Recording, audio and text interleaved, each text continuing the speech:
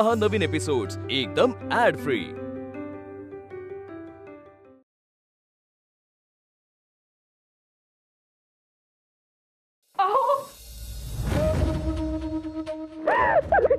शांतो शांतो, रडू नको। काय झालं मला सांग। खरंच का तुम्हाला तुरुंगात टाकणार? काय तुरुंगात टाकायला मी काय गुन्हा केलाय का? कुठे दरोडा घातलाय का चोरीमारी केली? आणि मला सांग, तुला या बातम्या कुठनं समजतात? त्या जानकी काकू सांगत होत्या की तुम्हाला आणि भाऊजींना तुरुंगात टाकणारच म्हणे। ते कोणते दिवाणजी, ते कोल्हापूरकर महाराजांचे ते कारभारी, ते म्हणे तुरुंगात टाकणारच। हे ऐकल्यापासून जे काही धडधडतंय ना, अहो खरंच का? हो खरंच असं होईल? इडियस का तू? अगं असं कसं तुरुंगात टाकतील? त्यासाठी गुन्हा सिद्ध व्हायला लागतो, खटला भरायला लागतो। असं आहे होय? मग हा, म्हणजे हे ऐकून हायसं वाटतंय मला, पण दुपारी जानकी काकूंनी हे सांगितल्यापासून जीवात जीव नव्हतं बाई माझ्या। काकूंना कुठनं लागतं या खबरा काय माहिती? लोक त्यांच्याकडे जेवायला येतात काय अशा बातम्या द्यायला येतात? तुला सांगतो, त्यांना जर नीट लिहिता वाचता आलं असतं ना, केसरीमध्ये वार्ताहर म्हणून घेतलं असतं त्यांना, अगदी कायमचं। अहो काय बोलताय तुम्ही? काहीतरीच आपलं, तुम्ही काही बोलणं ना अगदी कुठल्या कुठे घेऊन जाता। हे विषय असेच असतात, आपण एका कानाने ऐकायचं आणि दुसऱ्या कानाने सोडून द्यायचं। थट्टा पुरे हो। मला अगदी खरं खरं सांगा, हे नक्की असं काही नाहीये?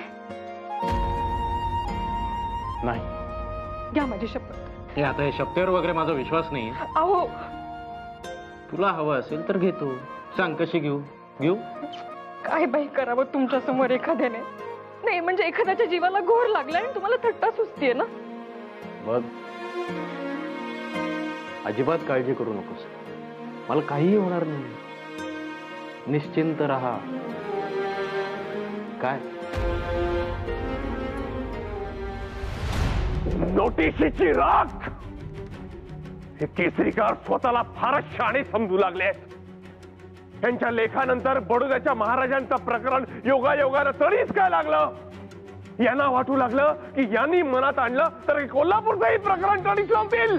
अरे हट, इथे कच परवेशी आहे। आज केली असेल नोटिशीची राख, पण लवकरच संन्यास घेऊन अंगाला राख फासून यांना हिमालयात जायला नाही ना लावलं तर नावाचा राव बहादूर नाही मी। तो त्या स्टँडशी कधीचा खटपट करून राहील, पण ते काही त्याच्याच्यानी सरळ होईना ते होईना।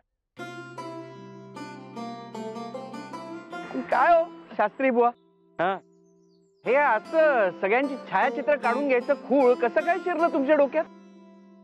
अहो नामजोशी, नवीन नवीन गोष्टी आत्मसात करायला हव्या आपण। हे मात्र खरं आहे, नव्या गोष्टी आत्मसात केल्या तरच पुढची पिढी आपण घडवू शकतो, त्यांना नवीन नवीन माहिती देऊ शकतो। अहो, आमच्या तीर्थरूपांचं एक रेखाचित्र तयार करून घेतलं होतं मी, त्यांची आठवण राहावी म्हणून।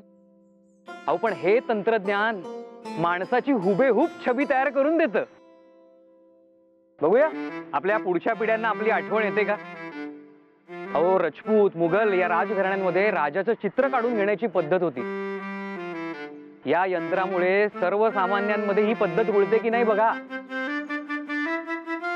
आपल्या मराठा राज्यातही अशी पद्धत पाहिजे होती, नाही म्हणजे छत्रपती शिवाजी महाराज कसे दिसत हे आपल्याला आजही कळलं असतं। माझ्या माहितीप्रमाणे एका फ्रेंच चित्रकारानं त्यांचं चित्र काढलेलं आहे, पण ते चित्र आपल्या देशात नाही। नाही नाही, ते काय चित्र वगैरे काढणं आपल्यासारख्या सामान्य लोकांना परवडणार नाहीये। आणि इतर कामे नाहीत का आपल्याला? वेळ कुठे आहे चित्रांसाठी? आणि एक चित्र काढून घ्यायचं म्हणजे काही दिवसांचं काम। अहो बळवंतराव, म्हणूनच नवीन तंत्रज्ञान काही सुविधा आणत असेल तर त्या वापरून आजमावून बघायला हव्यात, म्हणून हा आजचा खटाटोप। बाकी या अलौकिक यंत्राचा शोध लावणाऱ्या त्या जोहान जहानचं कौतुक करावं तेवढं कमी हो। आणि जोसेफ निसेफोर निप्सेचेही त्याने पहिले छायाचित्र टिपले। चला मी तयार आहे। तयार का? चला सुरू। अहो रांगेत तरी उभे राहा। होय, या बस, चला सुरू। अहो ते उपरणं. उपरण्याचं काय? खाली घ्या. माफ करा. घाम टिपा शास्त्री बुवा. बरं, मी आता 1 2 3 असं म्हटल्यावर सर्वांनी हसत मुखाने या छिद्राकडे पाहायचं. हं.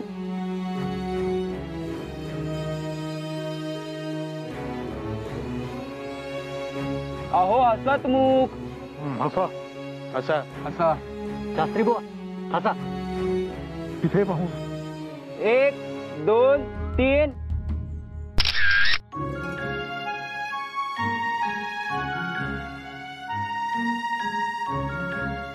अहो झालं.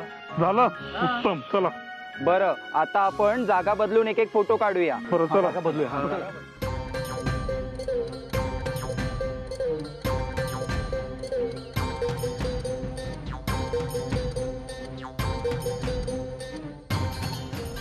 एक 2 3. झालं. आता गंभीर घ्या भाऊ एखादा. हो बुवा. हम्म.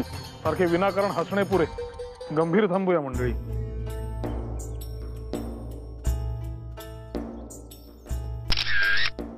झाले का? उत्तम. चला. मी काय म्हणतोय, अनायसे हा फोटोग्राफर आपल्याकडे आहेत, तर आपण सर्वांनी एक एक त्याची छायाचित्र काढून घेऊया, म्हणजे आठवण ठेवायला बरं. हा उत्तम कल्पना आहे.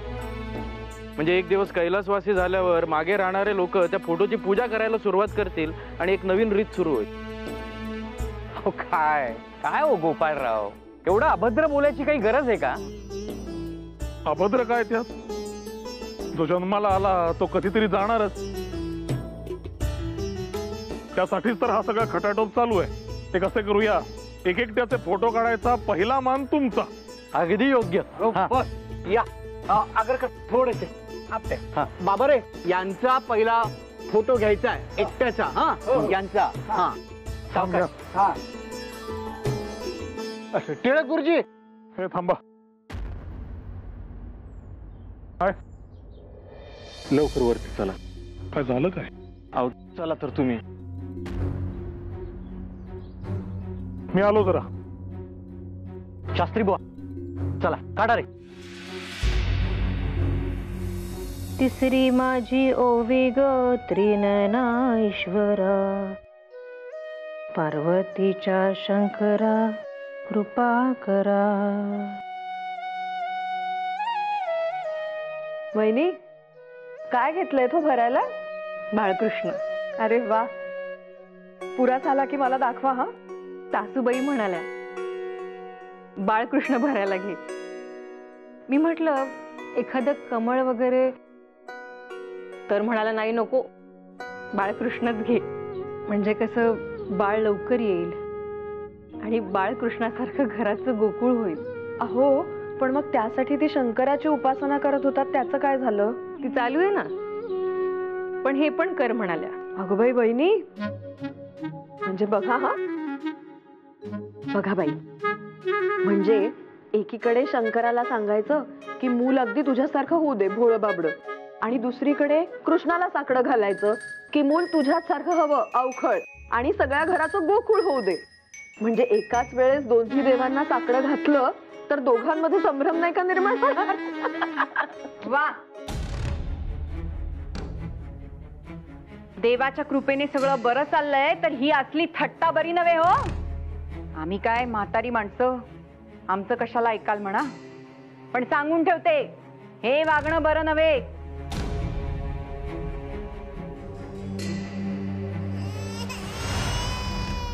मी आले. या आवरा पटपट.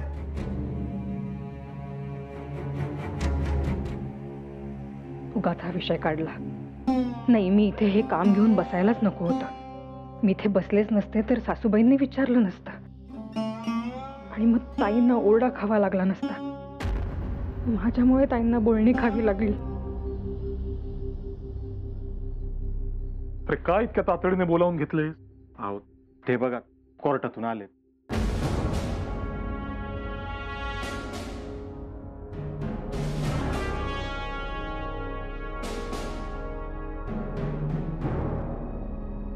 काय काम काढलं?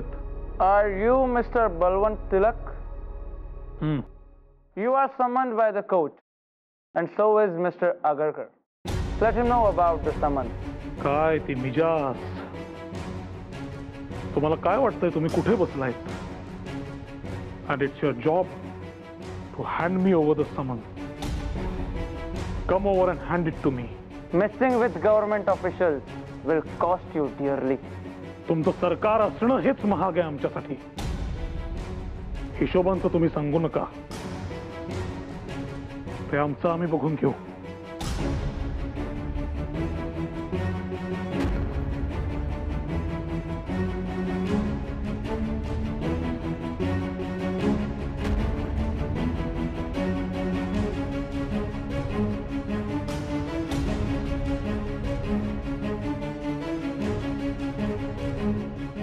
बर्वेंनी मुंबईत जाऊन समन्स आणले म्हणायचे. बघूया काय लिहिलंय. 8 फेब्रुवारी 1882 रोजी police court magistrate mister web यांच्यासमोर चौकशीसाठी हजर राहणे.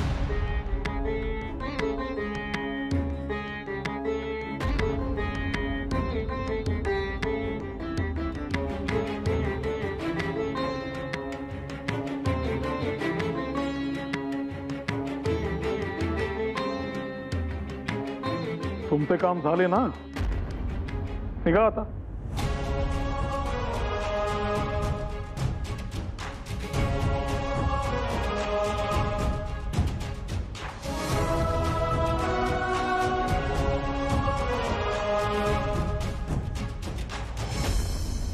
यशोदा 16 सोमवार करायला लागली ते एका अर्थानं बरंच झालं बघ.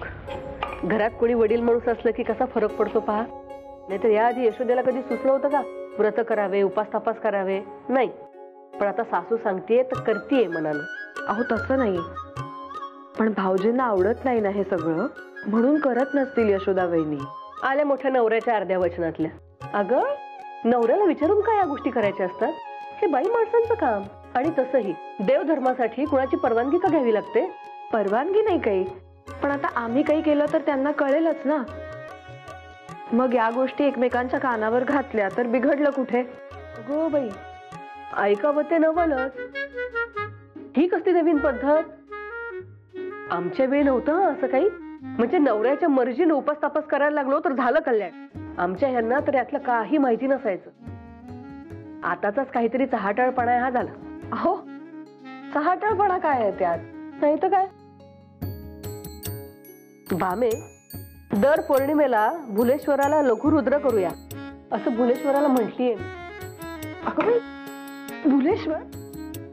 अहो पण ते तर इतक्या दूर आहे. अहो आणि दर पौर्णिमेला शक्य तरी आहे का ते? कधी काही आम्ही सांगितलंय तुम्ही ऐकलंय असं झालंय? नाही ना. इथे आम्ही दिसेल त्या देवाला दंडवत घालतोय. पण तुला अंतराची चिंता आणि देवासाठी पडले जरा कष्ट तर बिघडलं कुठं? हा तसं नाही हो, पण तुम्हीच नाही का म्हणत की देवाला अगदी मनापासून बसल्या जागी जरी हात जोडले तरी त्याच्यापर्यंत नमस्कार पोहोचतोच म्हणून. मग इतक्या दूरवर जाण्याची काही गरज आहे का? आणि हल्ली तुमची तब्येत फारशी बरी नसते ना, म्हणून म्हटलं. माझी काही चिंता करायची गरज नाहीये. हा त्या गोपाळरावांच्या मातोश्री म्हणतात ना तेच अगदी खरंय. तुमच्या नवऱ्यांची डोकी बिघडली आणि त्यांनी तुमची बिघडवली आहेत. हा अगं पुण्य गाठीशी असेल तर मनातली इच्छा देवही पूर्ण करतो. अगं अशी पुस्तकं वाचून का पुण्य पदरात पडणार आहे? त्यासाठी देवाच्या दारातच जायला हवं. भामे, तुझ्यासाठी जीव तुटतो का आमचा? एव्हाना पुन्हा दिवस जायला पाहिजे होते तुला, पण तुमच्याकडून कोणतीच हालचाल नाही. म्हणूनच ठरवलं की भुलेश्वराला साकडं घालायचं. मला एक सांग भामे, बाळ बरा वागतो ना तुझ्याशी?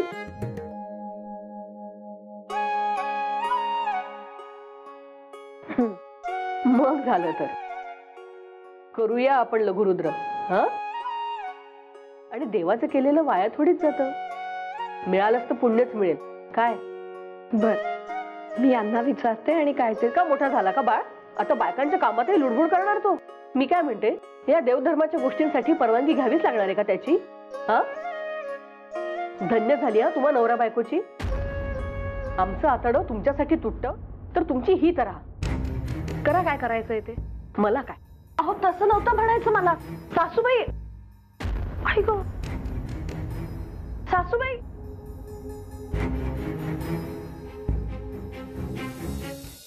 अखेर समन्स हाती आलंच. हे घडलं नसतं तरच आश्चर्य वाटलं असतं. प्रश्नच नाही. ज्या क्षणी कोल्हापूरकर महाराजांच्या प्रश्नाला वाचा फोडली त्या क्षणी या गोष्टीची मनोमन तयारी झालीच होती. गोपाळराव, हे सत्याचं व्रत महाकठीण. सत्य, त्यातून ते ब्रिटिशांविरुद्ध बोललं गेलेलं सत्य, त्याची किंमत मोजावी लागणारच.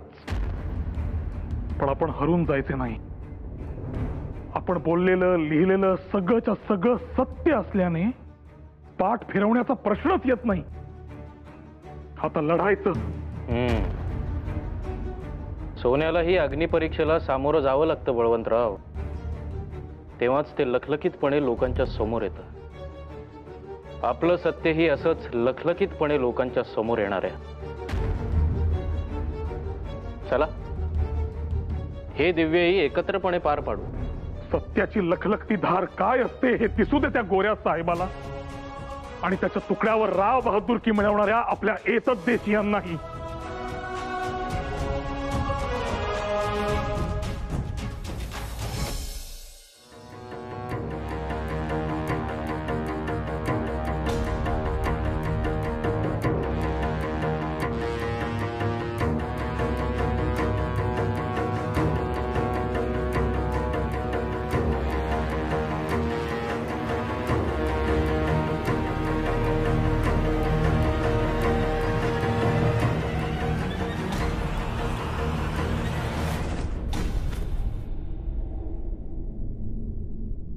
अहो शास्त्री भाऊ पडले.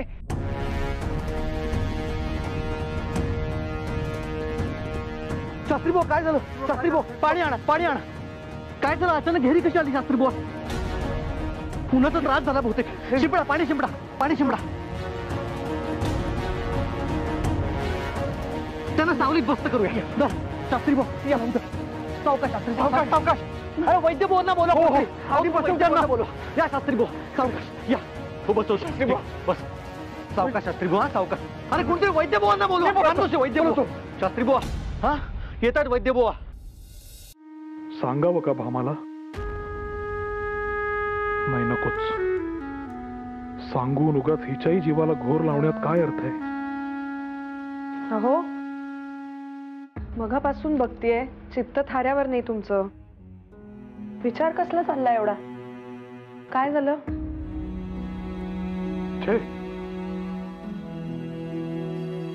आपला असाच विचार करतोय. झालेलं काही नाही. काही नाही. हा, उद्याचा अग्रलेख काय लिहावा यावर विचार करतोय. मी सुचवू का एखादा विषय? सुचव. बाईनं कुणाचं ऐकावं, सासूचं की नवऱ्याचं? या प्रश्नाची उकल झाली ना तर घराघरामध्ये आनंदाची कारंजी अशी थुई थुई नाचायला लागतील. गहन प्रश्न आहे. विचार करण्यासारखा आहे खरा. होय, मग आहेच मुळे गहन प्रश्न. आणि आम्हा बायकांपुढे तर वेळोवेळी हा प्रश्न उभा राहतो. सासू म्हणते पूर्वेला जा की लगेच नवऱ्याने म्हटलंच पाहिजे पश्चिमेकडे जा म्हणून. मग अशा वेळेस काय करायचं आम्ही बायकांनी? सांगा बरं. पेच आहे खरा. मग काय म्हणत होती काकू? अगं बाई, तुम्हाला कसं कळलं? आता इतका मोठा पेच पडलाय म्हणजे काकू येऊन गेली हे निश्चित.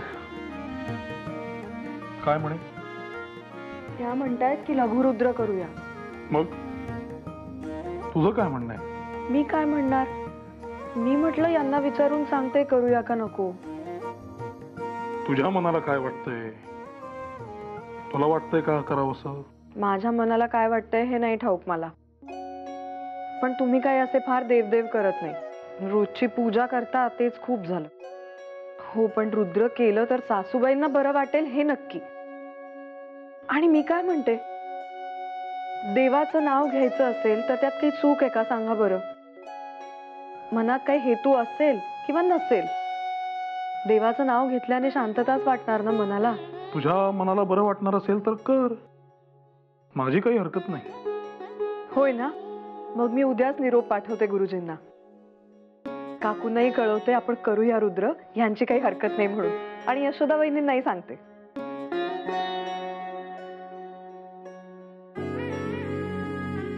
किती भोळी आहेस तू भामा. तुझ्या साध्या सरळ आयुष्यातले तुझे साधे सरळ हिशोब आहेत. काय हो, कुठे हरवलात? पुन्हा अग्रलेखच की काय? हा, असं असतं माझं. मी आपलं काहीतरी विषय घेऊन तुमच्याकडे बोलायला येते, नेमके तेव्हा तुम्ही कामात असता, काय काय विचार असतात डोक्यात, आणि तुमची कामं मग बाजूलाच राहतात. पण मला तरी कुठे भेटता तुम्ही? मग जेव्हा असे दिसता तेव्हा काहीतरी विषय निघतात इतकंच.